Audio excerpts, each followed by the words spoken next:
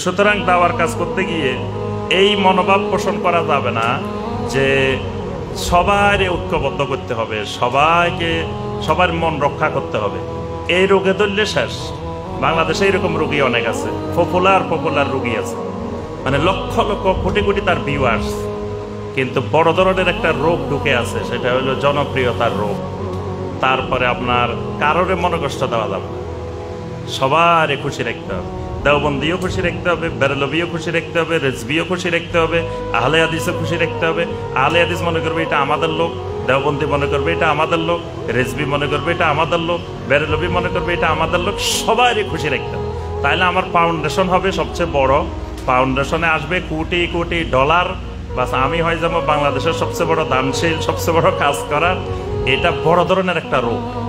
এই রোগ থেকে আল্লাহর কাছে পানা চাইতে হবে, কারণ এই রোগে যারে ধরছে সে কোনোদিন হকের উপরে অটল থাকতে পারবে না। কারণ কোনোদিন পৃথিবীর সব মানুষকে সন্তুষ্ট রেখে হকের উপরে অটল থাকা চায়। এই জন্য দেখবেন মাসালা কয়দিন পর পর পরিবর্তন হয়, আগের মাসালা পরের মাসালা পরিবর্তন হয়। কারণ আগের মাসালা পরের মাসালা পরিবর্তন না হলে সবারই খুশি রাখা যাবে না। আরবিতে খুতবা হবে না বাংলায় খুতবা হবে, এই দেশের মেজরিটি আরবিতে খুতবা দেয়।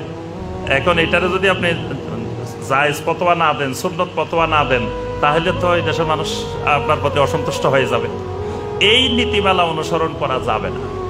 হকের উপরে বিশুদ্ধ আকীদা, বিশুদ্ধ মানহাজের উপরে, সালাফের মানহাজের উপরে থাকতে হবে। কেউ আসুক না আসুক কিছু যায় আসে না।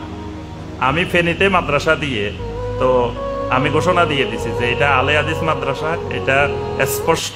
কারণ মনে চাইলে এখানে ছেলে মেয়ে দিয়েন, না মনে চাইলে দিয়েন না।